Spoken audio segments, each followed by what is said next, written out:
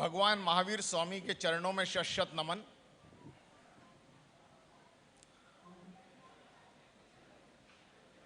तमिलनाडु के इस राज्य अधिवेशन 2024 में उपस्थित भारतीय जैन संगठन के संस्थापक और हम सब के प्रेरणा स्थान परम आदरणीय श्रद्धेय श्री शांतिलाल जी मूथा, भारतीय जैन संगठन के यशस्वी राष्ट्रीय अध्यक्ष भाई श्री राजेंद्र जी लूकड़,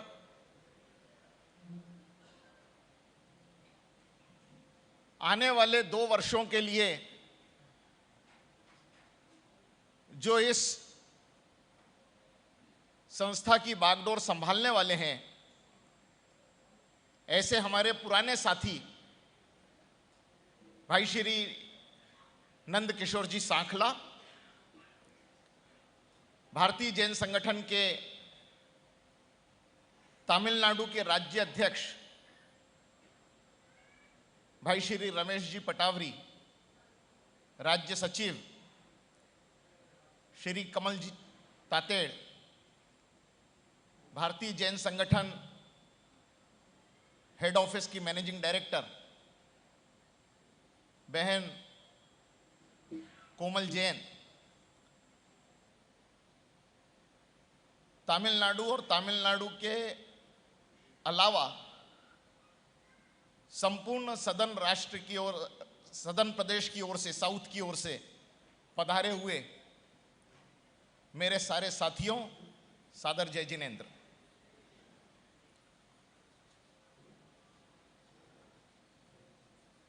बहुत मुश्किल है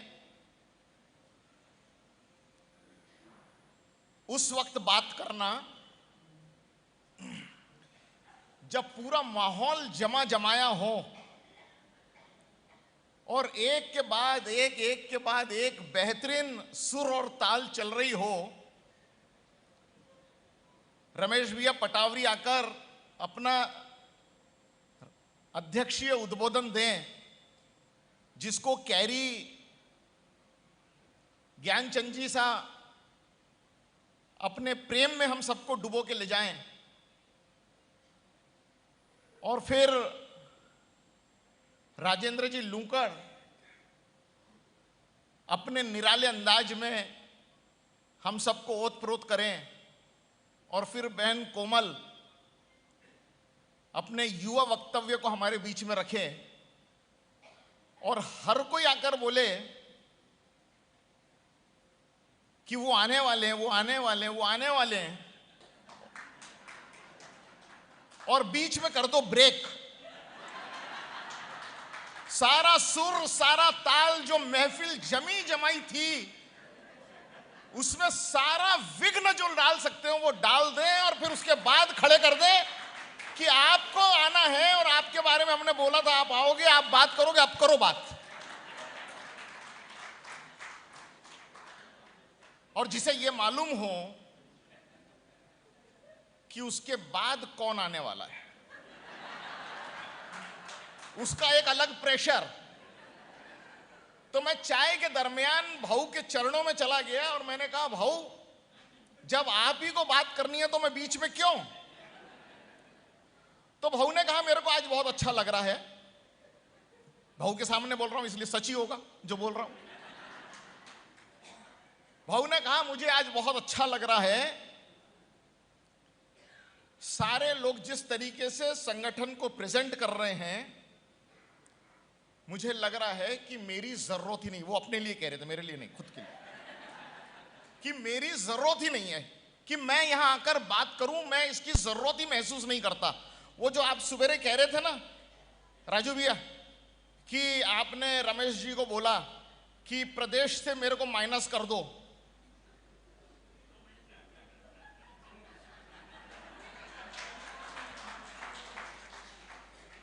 तो भाऊ ने कहा मेरी तो जरूरत ही नहीं है। मैंने कहा भाऊ ऐसी बात नहीं है, ये तमिलनाडु है, यहां पर कार्यकर्ता ये पीली टी शर्ट पहने हुए हैं, येलो यहां का कलर है। यहां पर जो लीड करता है उसका नाम धोनी है। धोनी ओपनिंग बैट्समैन बनके कभी नहीं आता। वैसे धोनी आता ही नहीं जब तक टीम जीतते रहती है, लेकिन जिस समय टीम को धोनी की जरूरत होती है तब धोनी आता है और फिर टीम को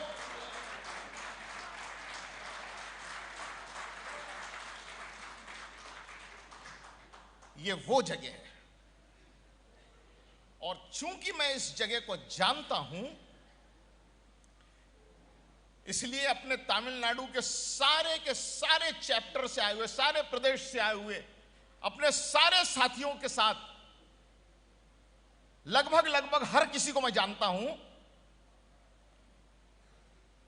मैंने यूं ही 2014 में पहली बार भाऊ के बाद कोई संस्था का राष्ट्रीय अध्यक्ष, नंदू भैया, भाऊ के बाद कोई राष्ट्रीय अध्यक्ष हो सकता, ये कभी कल्पना संगठन में किसी ने की थी क्या?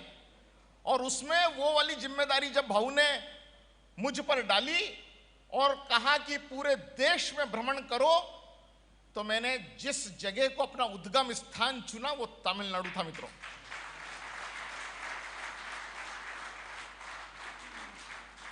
मैंने 2014 की अपनी परिवर्तन यात्रा की शुरुआत इसी धरती से की थी और उसका प्रमाण यह हुआ कि जहां से मैंने अपनी यात्रा की शुरुआत की, हमें अगला राष्ट्रीय अध्यक्ष उसी स्थान से मिला।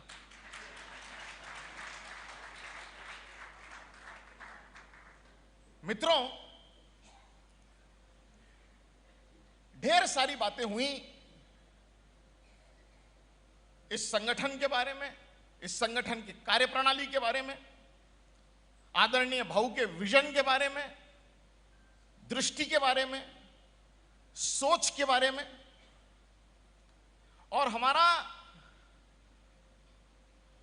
जो इस समय संपूर्ण देश में राज्य अधिवेशन हो रहे हैं अलग अलग राज्यों में, इन सारे ही राज्य अधिवेशनों की जो थीम है वो थीम है बढ़ती समस्याएं, बढ़ती तैयारियां। मैं आपको उस माहौल से बाहर निकालकर इस विषय के साथ जोड़ना चाहता हूं कि कितनी विकट परिस्थिति से आज हम गुजर रहे हैं। केवल हमारा समाज ही नहीं, इवन हमारा राष्ट्र, जहां पर नैतिकता का हाश हो रहा है, जहां पर कल्चरल वैल्यूज डिटोरिएट हो रही हैं, ऐसे समय में जो कुछ भी आपने पहले सुना कि ऐसी संस्था वैसी संस्था 40 साल से अविरत सामाजिक काम में लगी हुई एक organisation, extraordinary visionary leadership के साथ, ऐसी संस्था, ऐसा लीडरशिप, यह संयोग जिंदगी में दोबारा बैठने वाला नहीं है साथियों। और अगर यह संयोग हमें मिला है कि एक बेहतरीन संस्था के साथ हम लोग जुड़े हुए हैं, प्रबल सौभाग्य होगा मेरा और आपका कि हम ऐसी संस्था के साथ जुड़े हैं जो कि बहुत ज्यादा प्रामाणिक है, बहुत ज्यादा ईमानदार है, बिना लाग लपेट के, बिना चकाचौंध के, मात्र और मात्र ईमानदारी से सेवा का कार्य करना जिसका लक्ष्य है। अगर ऐसी संस्था से हम जुड़े हुए हैं और इस संस्था का नेतृत्व एक ऐसा व्यक्ति कर रहा है जो समय के पहले समस्याओं को भांपने का काम करते हैं, असेसमेंट करते हैं कि आने वाले 5 साल बाद, 10 साल बाद, 25 साल बाद इस तरीके की समस्याएं हमारे समाज में, हमारे देश में आएगी, उसका आकलन करना, और उस आकलन के बाद केवल आकलन तक रुकना नहीं, उस आकलन के बाद प्रोफेशनल टीम, रिसर्चर्स की टीम को अपने साथ में लेकर, कार्यकर्ताओं का हजारों लाखों कार्यकर्ताओं का हुजूम साथ में लेकर, इस कॉम्बिनेशन के साथ, प्रोफेशनल एंड डेडिकेटेड कार्यकर्ताओं के कॉम्बिनेशन के साथ इंप्लीमेंटेबल सॉल्यूशन, जिसके माध्यम से हम समस्याओं को दूर कर पाएं, उसको प्रस्तुत करने का काम करना। ऐसा संयोग मित्रों दोबारा आने वाला नहीं है, और अगर कोई संयोग बनता है और संयोग दोबारा आने का नहीं होने वाला होता है, तो फिर वो वाले वक्त को पकड़ लेना होता है, चूकना नहीं होता है, छोड़ना नहीं होता है। हम सब जानते हैं आदरणीय भाऊ के विचारों से उत्पन्न यह संस्था भारतीय जैन संगठन 1985 में जिस विषय के साथ शुरू हुई थी, वो विषय था मैरिजेबल प्रॉब्लम्स। समाज में इस व्यक्तित्व ने आज से लगभग 38 साल पहले इस बात की कल्पना की थी कि आने वाला वक्त वैवाहिक समस्याओं का होगा। आज हम वैवाहिक समस्या घर घर में भुगत रहे हैं कि नहीं भुगत रहे हैं? हर घर की समस्या है कि नहीं है? विवाह की समस्या एक ऐसी समस्या है साथियों कि अगर विवाह ठीक से जमेंगे नहीं, विवाह ठीक से बनेंगे नहीं, विवाह ठीक से पनपेंगे नहीं, तो हमारा पूरा का पूरा जो पारिवारिक स्ट्रक्चर है, ये पारिवारिक स्ट्रक्चर ही ध्वस्त हो जाएगा। मैं आपकी जानकारी के लिए, आपकी सूचना के लिए बताना चाहता हूं कि विश्व में आज जो सबसे नंबर 1 की समस्या है, विश्व की बात कर रहा हूं, विश्व में सबसे नंबर 1 की जो समस्या है वो है breaking of family structure. Family structure ध्वस्त होते जा रहा है, पश्चिम के देशों में ध्वस्त हो चुका है, और उसकी आंच हमारे देश में भी आ गई है। आज हमारे देश में विवाह ठीक से बन नहीं रहे, जम नहीं रहे, कोई साथ देता नहीं है, कोई साथ आता नहीं है, सगे रिश्तेदार विवाह के जोड़ने में अपनी भूमिका निभाते नहीं हैं। और अगर ऐसा होगा तो किस तरीके से ये फैमिली स्ट्रक्चर रह जाएगा? विवाह होंगे नहीं तो भविष्य के बच्चे कैसे होंगे, और भविष्य के बच्चे होंगे नहीं तो समाज पनपेगा कैसे? ये फैमिली स्ट्रक्चर के ब्रेकिंग का दौर है, और ऐसे दौर में आदरणीय शांतिलाल जी मूथा भाऊ, इन्होंने आज से 38-39 साल पहले कल्पना की थी कि ये फैमिली स्ट्रक्चर के लिए हमें विवाह नाम के कॉन्सेप्ट को, विवाह नाम की संस्था को सहेजना होगा, संयोजना होगा। विवाह तय करना कठिन है, उससे ज्यादा कठिन है विवाह को टिकाए रखना। मैं कल ट्रेन में ट्रैवल कर रहा था, दोपहर को लंच के समय में खाना खाना शुरू करना चाहता था। खाना और प्लेट मेरे पास थी, लेकिन सोचा नीचे एक न्यूज़पेपर अगर हो तो ज्यादा सुविधा से खाना खाया जा सकता है। अनफॉर्चुनेटली न्यूज़पेपर मेरे पास नहीं था। मैंने सामने वाले परिवार से कहा, आपके पास मैं देख रहा था न्यूज़पेपर आप पढ़ रहे थे, न्यूज़पेपर मिलेगा? उन्होंने न्यूज़पेपर दिया। मित्रों, मैंने न्यूज़पेपर बिछाया और मेरी नजर जिस न्यूज पर पड़ी, मेरे से एक और एक ग्रास खाना नहीं हुआ। और वो वाली न्यूज कल मैंने हमारे राष्ट्रीय कार्यकारिणी के ग्रुप में डाली, मैट्रिमोनियल के सारे ग्रुप में डाली, भारतीय जैन संगठन के जितने ग्रुप में मैं हूं उसमें डाला, जिन सोशल ग्रुप में लोगों ने मुझे जोड़ रखा है उन सब में डाला। मोर देन 15,000 लोगों, मेरे पास से डायरेक्टली मोर देन 15,000 लोगों तक मैंने मैसेज भेजा, और मैसेज भेजने का परिणाम यह हुआ भाऊ, 6 घंटे के लिए मेरा व्हाट्सएप हैंग हो गया। ब्लॉक कर देते हैं एक पर्टिकुलर लिमिट से ज्यादा अगर कोई मैसेज आप भेजो तो व्हाट्सएप हैंग कर देते हैं। 6 आवर्स मेरा व्हाट्सएप चल नहीं रहा था। और वो न्यूज क्या थी? वो न्यूज ये थी कि आज के जमाने में परिवारों में ब्रेकअप्स कितने भारी प्रमाण में हो रहे हैं। एक तरफ विवाह तय होना मुश्किल, हो जाए तो उसका टिकना मुश्किल। मुझे बहुत अच्छी तरीके से याद है 2007-8 के राष्ट्रीय अधिवेशन को जो भाऊ ने पूना में लिया था, उसमें एक वक्तव्य किया था और बहुत बोल्ड वक्तव्य था वो।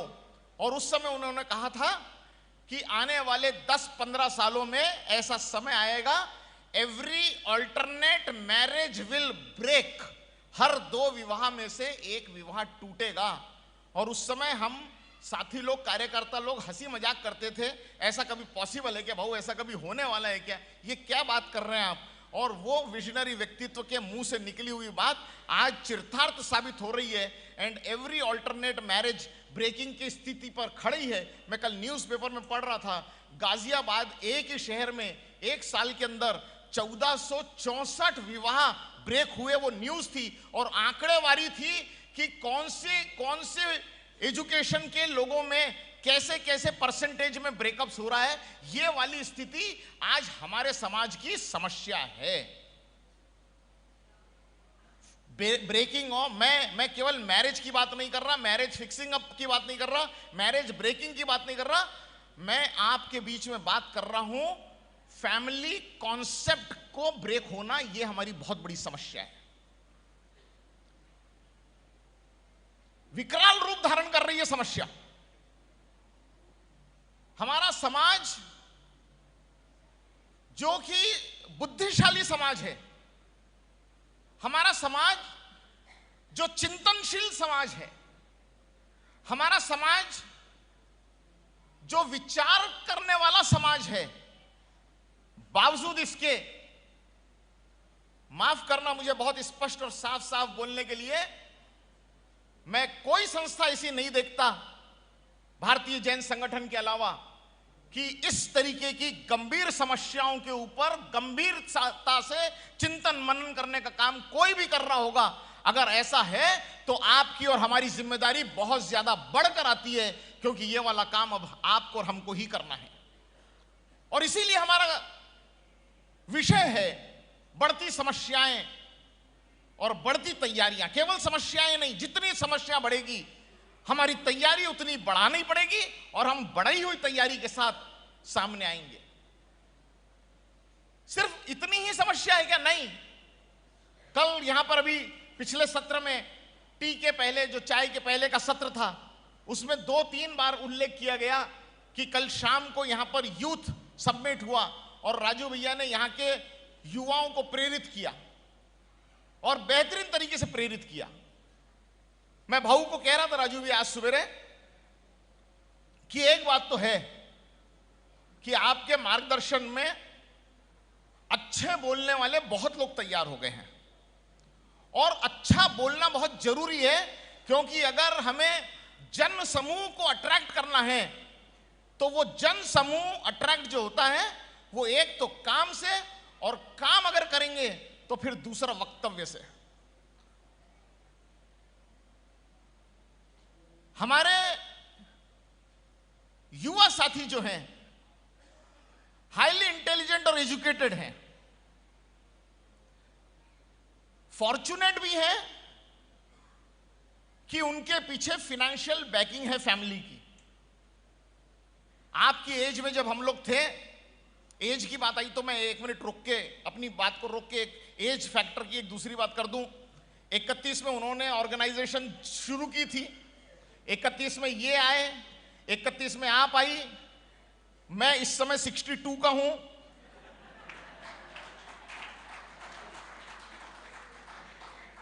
मुझे पता नहीं कि ये ताली किस वजह से बजी, लेकिन ताली तो अब बजेगी जब मैं ये बताऊंगा कि 1993 में मैं इस ऑर्गेनाइजेशन से जुड़ा जिस समय मैं भी 31 का था।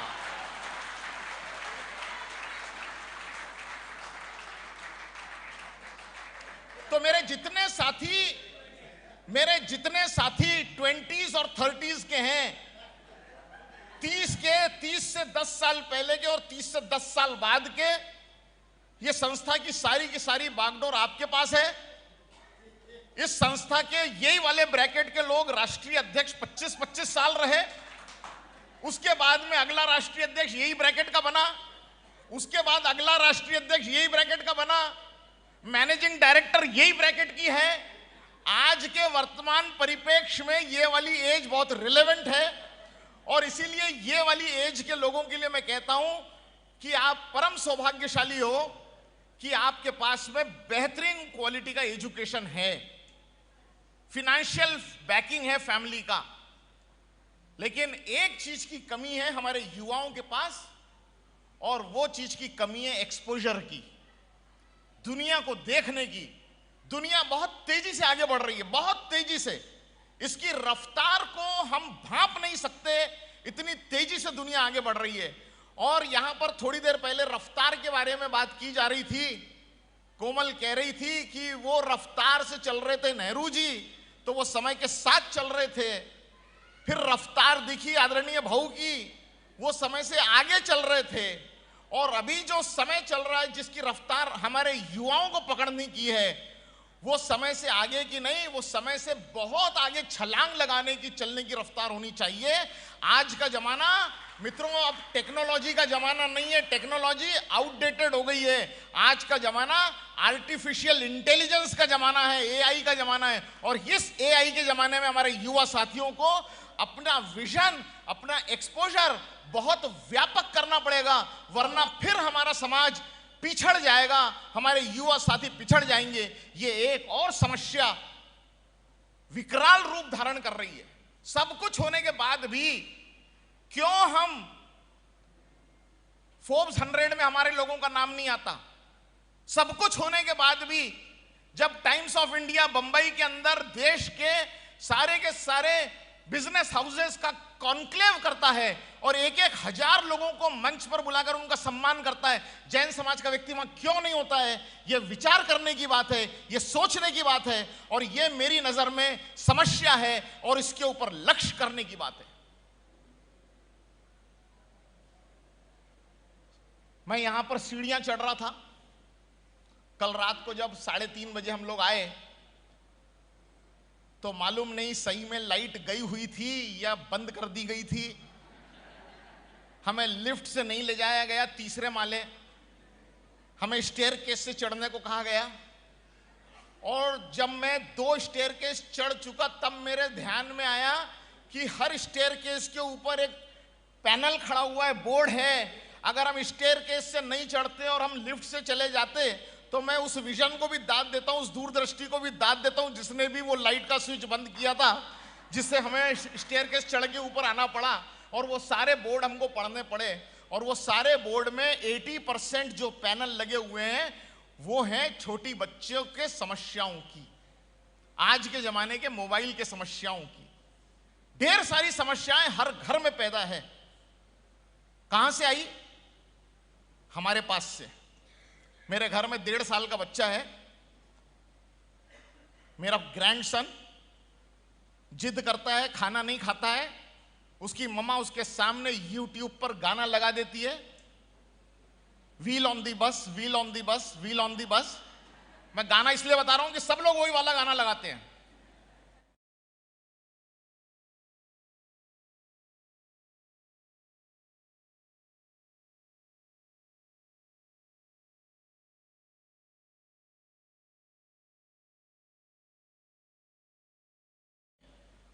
मतलब मेरा बोलने का यह है, आज हम जिस दौर में जी रहे हैं, यह दौर जो चल रहा है, इस दौर में छोटे बच्चों से लगाकर सारी उम्र तक, आपकी और हमारी उम्र तक, समस्याओं का भंडार लगा हुआ है।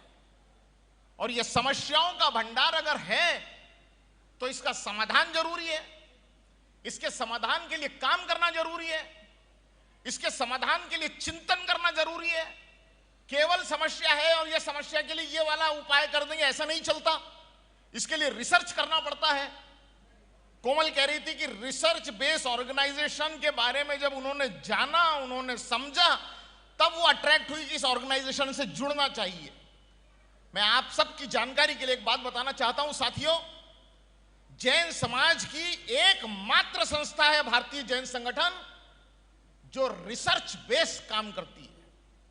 सैकड़ों सैकड़ों प्रोफेशनल्स हाई स्केल की सैलरी पर आदरणीय मुथाजी के मार्गदर्शन में पुणे के हेड ऑफिस में बैठते हैं, समस्याएं उनके सामने रखी जाती है, उन समस्याओं का डेटा वो इकट्ठा करते हैं, उन समस्याओं के पीछे कितने रिसर्च पेपर पब्लिश किए गए हैं नेशनली एंड इंटरनेशनली, उसका अध्ययन होता है और समस्याओं का मूल कारण क्या है वहां तक पहुंचने का प्रयास आपको और हमको करने की जरूरत नहीं है, वो काम प्रोफेशनल टीम कर रही है।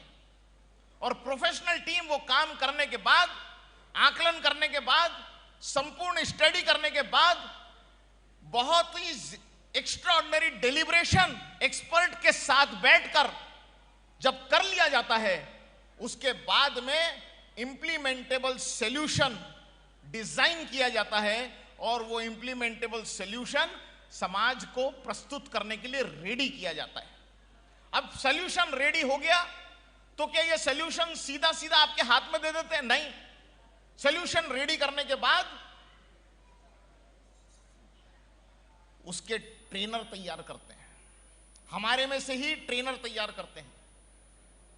एक समस्या 15 साल पहले आदरणीय भाऊ की नजर में आई और वो है युवा बेटियों के अस्मिता का प्रश्न, युवा बेटियों की सुरक्षा का प्रश्न, युवा बेटियों के प्रॉपर डिसीजन मेकिंग का प्रश्न। 2007 में मुझे अच्छी तरीके से याद है, मैं हेड ऑफिस में था, भाऊ के साथ चर्चा चल रही थी और इस विषय के ऊपर उन्होंने कहा कि इस पर एक्सपर्ट व्यू लेते हैं, एक्सपर्ट ओपिनियन लेते हैं, और न्यांदा नाइक नाम की एक एक्सपर्ट को हायर किया, अपॉइंट किया और उनको इस विषय के ऊपर डिजाइन करने के लिए कहा गया और उन्होंने 6 महीने का टाइम लिया और जो मटेरियल निकल कर आया विथ लॉट ऑफ डेलिब्रेशंस, वो है स्मार्ट गर्ल प्रोग्राम जो आज और हमारे बीच, आपके और हमारे बीच में मौजूद है। 10 लाख से ज्यादा बेटियों को सक्षमता जिस प्रोग्राम के साथ मिली, वो वाला आयोजन smart girl to be strong to be happy केवल ऐसे ही नहीं आ गया, पूरे रिसर्च के बाद आया और 10 लाख लोगों तक ये प्रोग्राम को पहुंचाना, इसके लिए ऐसे ही पहुंच जाएगा क्या प्रोग्राम? नहीं, ये वाले प्रोग्राम के ट्रेनर तैयार किए गए। सैकड़ों ट्रेनर यहां पर भी बैठे हुए हैं। अभी थोड़ी देर पहले यहां पर जो संचालन कर रही थी हमारी बहन मोनिका, वो खुद इसकी ट्रेनर हैं। ऐसे ढेर सारे ट्रेनर पूरे देश में तैयार किए गए। जितने सब्जेक्ट के ऊपर समस्याएं हैं उन सारे सब्जेक्ट के ऊपर प्रोफेशनल टीम रिसर्च आधारित सॉल्यूशन डिजाइन करने का काम कर चुकी है, कर रही है, करती रहेगी और इसके ट्रेनर तैयार होते रहेंगे और इंप्लीमेंटेबल सॉल्यूशंस आपके और हमारे माध्यम से समाज के अंदर, देश के अंदर जाता रहेगा। ये सॉल्यूशंस जो है ये केवल जैन समाज के लिए है क्या? अगर समस्या सिर्फ जैन समाज की है तो सॉल्यूशन सिर्फ जैन समाज के, और समस्या अगर आम समाज की है तो सॉल्यूशन भी आम समाज को देने का काम भारतीय जैन संगठन कर रही है। साथियों, एक तरफ समस्याएं, दूसरी तरफ इस तरीके का नेटवर्क कि उसके ऊपर रिसर्च करके सॉल्यूशन बनाया जाए, उसकी ट्रेनिंग डिजाइन की जाए, वो ट्रेनिंग दे दी जाए। अब आपका और हमारा फर्ज बनता है, आपका हमारा कर्तव्य बनता है कि हमने ये वाली विषय को, इस सॉल्यूशन को अपने अपने क्षेत्र में, अपने अपने शहर में हर घर तक पहुंचाने का प्रण हमने यहां पर आज के इस अधिवेशन में लेना चाहिए कि अगर मुझे लगता है कि मैं भारतीय जैन संगठन का कार्यकर्ता हूं, अगर मुझे लगता है कि मैं जैन समाज का कार्यकर्ता हूं, अगर मुझे लगता है कि मैं एक बेहतरीन संस्था से जुड़ा हूं, अगर मुझे लगता है कि ऐसी लीडरशिप दोबारा हमें नसीब नहीं होगी और इसीलिए ये वाली लीडरशिप का मैं मान करता हूं, मैं सम्मान करता हूं, तो कोई कमी नहीं रहनी चाहिए हमारे पास से कि हम ये सॉल्यूशन को घर घर तक पहुंचाने में अपनी भूमिका निभाएं। ये भूमिका निभाने का प्रण आज हमने इस अधिवेशन में करना चाहिए, तो अधिवेशन की सार्थकता है। मित्रों, बेहतरीन तरीके से ये सब्जेक्ट हमारे बीच में आया कि बढ़ती समस्याएं, कितनी बढ़ जाए समस्याएं, कितनी परीक्षा ले ले भगवान हमारी, हम कहीं हारने वाले नहीं है, हम कहीं कम पड़ने वाले नहीं है, क्योंकि जितनी समस्या बढ़ेगी उससे ज्यादा हमारी तैयारियां हैं जो बढ़ चढ़कर हम लोग काम करेंगे, बढ़ चढ़कर उसका सामना करेंगे। मित्रों, ऐसी ऑर्गेनाइजेशन कहां मिलने वाली है बताइए? पहली बात तो ऐसा रिसर्च बेस्ड ऑर्गेनाइजेशन नहीं, दूसरी बात ये प्रोफेशनल और कार्यकर्ताओं के समूह का कॉम्बिनेशन की ऑर्गेनाइजेशन नहीं, तीसरा ऐसी ऑर्गेनाइजेशन जिसके साथ में सारे कॉरपोरेट हाउस जुड़ना चाहते हैं, जुड़ते हैं, सारे कॉरपोरेट हाउस। रिलायंस हमारे पार्टनर है, इन्फोसिस हमारे पार्टनर है, मैं ढेर सारी ऑर्गेनाइजेशन के नाम ले सकता हूं जो हमारे पार्टनरशिप में काम कर रहे हैं। हम जिनके पार्टनरशिप में काम कर रहे हैं, ये भाऊ का विजन है, ये उनका तरीका है, जिन्होंने इतने सारे कॉरपोरेट हाउसेस को साथ में जोड़ लिया। ऐसी ऑर्गेनाइजेशन कहां होगी जहां इतने, बिल गेट फाउंडेशन, इनके साथ हमारा काम है। कैसे कैसे ये सारी संस्थाएं, national international top class organisations, जिस ऑर्गेनाइजेशन की पार्टनर बनती हैं उस ऑर्गेनाइजेशन के अंदर कुछ तो वजूद होगा। हमारा सौभाग्य है कि हम ऐसी ऑर्गेनाइजेशन के साथ जुड़े हुए हैं। और तो और गांव गांव में, वो कोमल जब बात कर रही थी ना, वो एक्स एक्सेस और वो वाई एक्सेस, अपन टेक्निकली ज्यादा समझते नहीं, एक एक्सेस क्या, वाई एक्सेस क्या, वगैरह वगैरह वगैरह, वो क्या बोल रही थी, वो जो बोला वो समझा। एक्स एक्सेस वाई एक्सेस, इतना ही पढ़े लिखे रहते तो फिर सिर्फ वो बीकॉम थोड़ी रहते थे, फिर तो हम भी प्रोफेशनल बन जाते थे कोमल।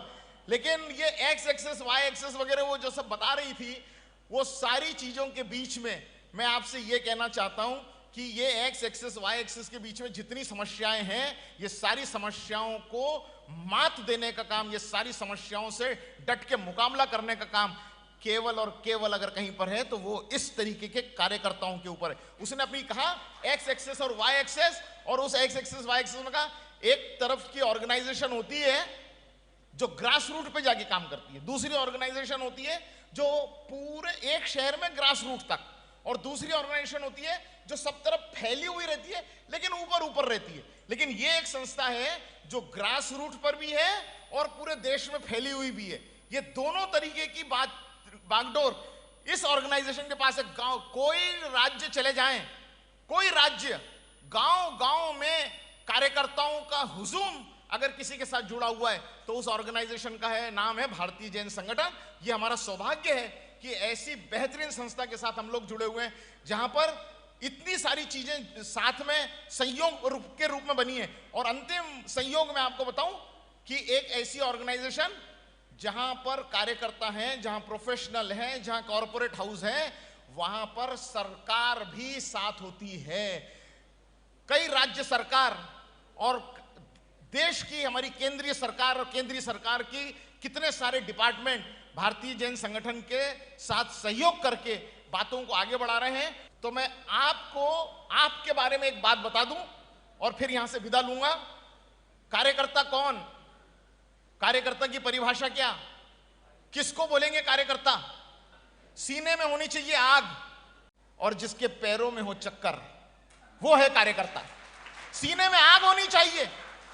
ये इतनी विकराल समझ, क्या लेना देना? मैं कभी कभी सोचता हूं, कभी कभी बात भी करता हूं भाऊ से कि भाऊ क्या लेना देना एट दी एज ऑफ 70 साल की उम्र में एक आदमी, आपने एक शब्द भी कहा था थोड़ी देर पहले कि पैशनेट है, पैशनेट, पागल है, पागलपन। जब तक कोमल, जब तक पागलपन का भूत सवार नहीं होता तब तक इस तरीके के मिरेकल के काम भी नहीं होते। ये सारे मिरेकल जो हो रहे हैं वो पागलपन की सीमा जो लोग लांघ जाते हैं वही लोग मिरेकल करते हैं इस पृथ्वी के ऊपर। जिसके सीने में हो आग, ये सारी समस्याएं जो हम सुन रहे हैं और ढेर सारी जो नहीं सुनी ऐसी भी समस्याएं जो हम जानते हैं, ये समस्याओं की आग अगर हमारे सीने में नहीं हो, किसान के घर में आत्महत्या हो रही है और किसान के बच्चे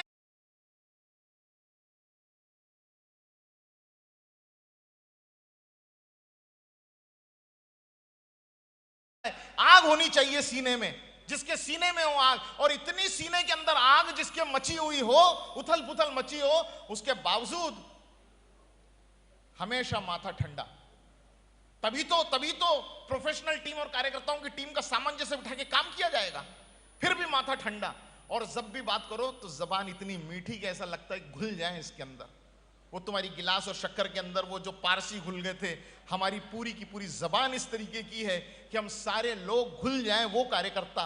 और इसके बाद एक चीज जो भाऊ ने 40 साल तक हमको सिखाते रहे, और वो है, अभी रमेश पटावरी जी जब यहाँ आए उन्होंने वक्तव्य किया, तो भाऊ हम यहाँ तमिलनाडु में हमारे ये युवा साथी हैं जो इतने शहर में गए और हम 96 कर दिए, हम 101 करना चाहते थे, एक बाउंड्री की कमी है। अब वो बाउंड्री चौके की नहीं, वो बाउंड्री छक्के की लगेगी रमेश भाई, वो याद रखना, वो बाउंड्री सिक्सर की होगी।